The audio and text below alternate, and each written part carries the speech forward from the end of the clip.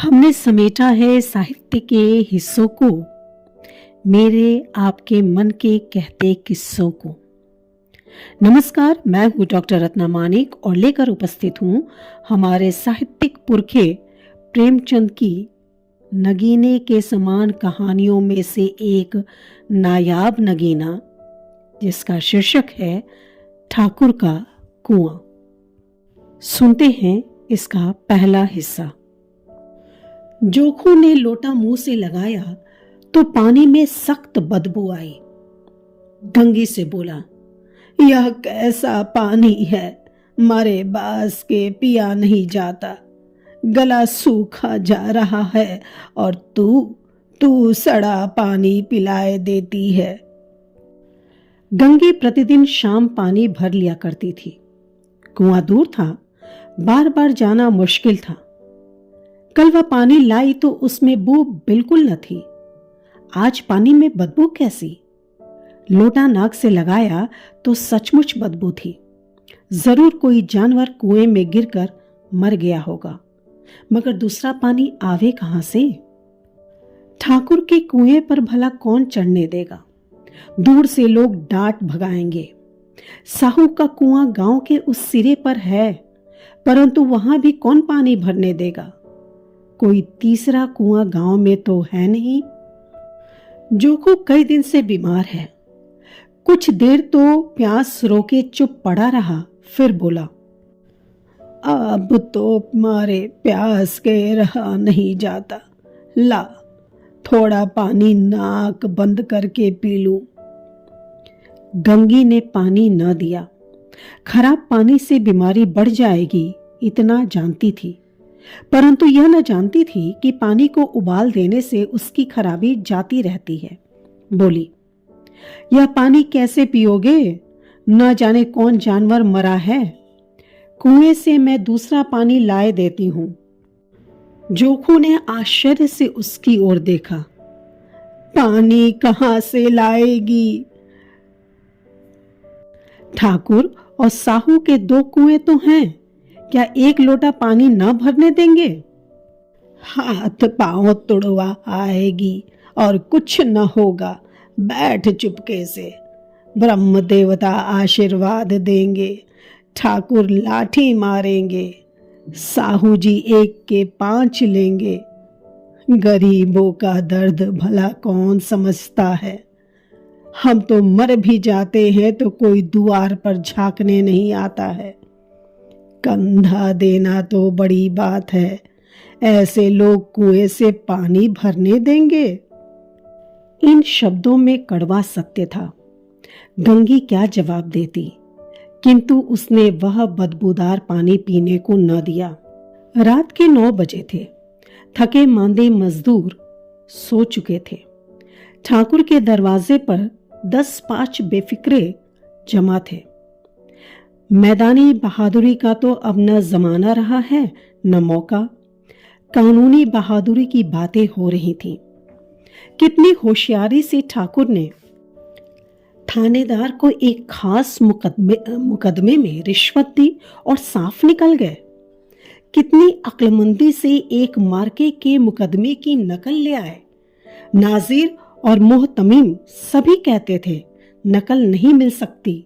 कोई 50 मांगता, कोई 100। यहां पैसे कौड़ी के बिना ही नकल उड़ा ली। काम करने का ढंग चाहिए। इसी समय गंगी कुएं से पानी लेने पहुंची। कुप्पी की धुंधली रोशनी कुएं पर आ रही थी। गंगी जगत की आड़ में बैठी मौके का इंतजार करने लगी।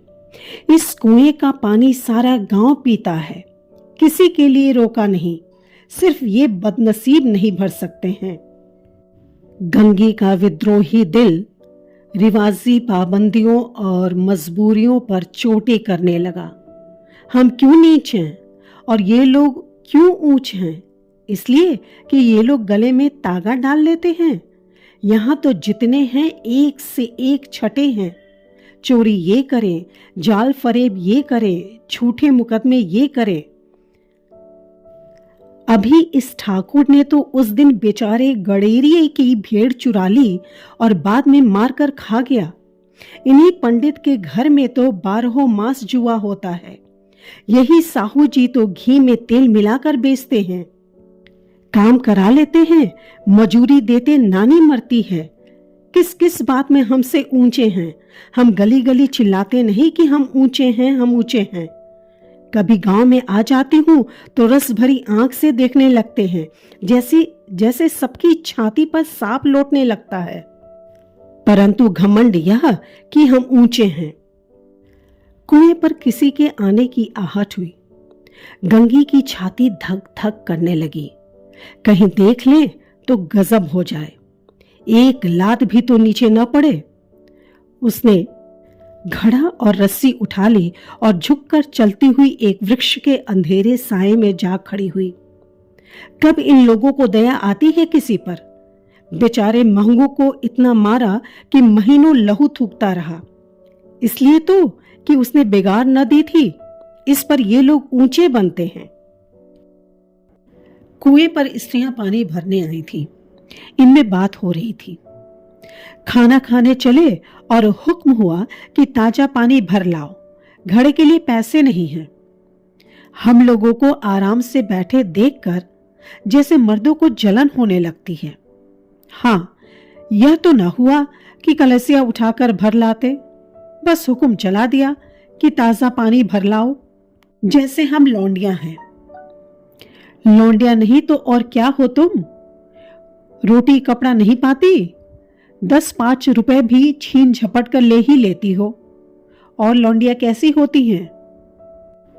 मत लजाओ दीदी, छिन भर आराम करने को जी तरस कर रह जाता है।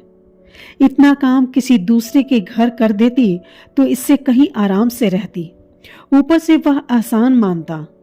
यहां काम करते करते मर जाओ, पर किसी का मुंह ही सीधा नहीं होता। दोनों पानी भरकर चली गई तो गंगी वृक्ष की छाया से निकली और कुएं की जगत के पास आई। बेफिक्रे चले गए थे। ठाकुर भी दरवाजा बंद कर अंदर आंगन में सोने जा रहे थे। गंगी ने एक क्षणिक सुख की सांस ली। किसी तरह मैदान तो साफ हुआ।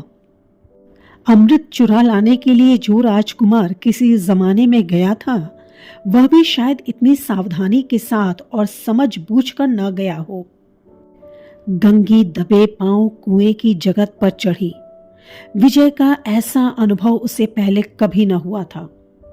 उसने रस्सी का फंदा घड़े में डाला, दाएं बाएं चौकन्नी दृष्टि से देखा, जैसे कोई सिपाही रात को शत्रु के किले में सुराख कर रहा हो। अगर इस समय वह पकड़ ली गई तो फिर उसके लिए माफी या रियायत की रत्ती भर उम्मीद नहीं। अंत में देवताओं को याद करके उसने कलेजा मजबूत किया और घड़ा कुएं में डाल दिया। घड़े ने पानी में गोता लगाया, बहुत ही आहिस्ता, जरा भी आवाज न हुई। गंगे ने 2-4 हाथ जल्दी जल्दी मारे, घड़ा कुएं के मुंह तक आ पहुंचा। कोई बड़ा शहजोर पहलवान भी इतनी तेजी से न खींच सकता था। गंगी झुकी कि घड़े को पकड़कर जगत पर रखे कि एकाएक ठाकुर साहब का दरवाजा खुल गया।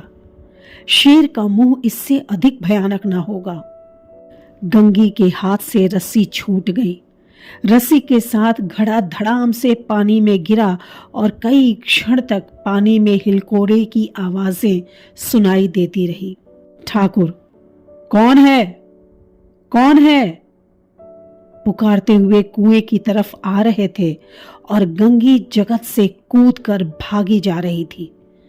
घर पहुंचकर देखा कि जोखू लोटा मुंह से लगाए वही मैला गंदा पानी पी रहा है। अभी आप सुन रहे थे मेरी यानी रत्नामानी की आवाज में साहित्यिक पुरखे प्रेमचंद की कहानी ठाकुर का कुआं। सब्र से सुनने के लिए बहुत शुक्रिया।